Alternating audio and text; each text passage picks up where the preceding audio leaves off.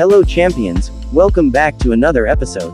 Today we are highlighting one of the most important tips before buying your car, mostly on foreign used units. Please subscribe to this exciting channel, like and share. The first thing is the budget. This gives you a clear car you can afford to buy. Example like Super Minis range between 1 million shillings to 1.3 million shillings. On pickup they range between 5 million shillings to 6 million shillings. Always check on various marketing platforms. The second thing is maintenance cost.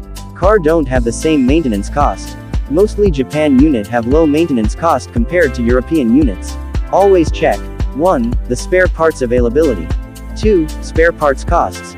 3. Servicing cost. The third point is fuel economy of the car.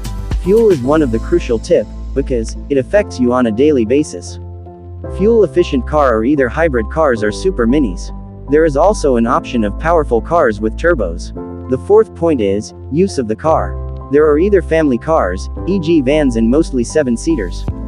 There are also hardware and agricultural vehicle, e.g. pickups. There are also off-road cars. Please subscribe to the channel for more exciting episode. You can also contact us for pre-purchase inspection and sourcing of cars.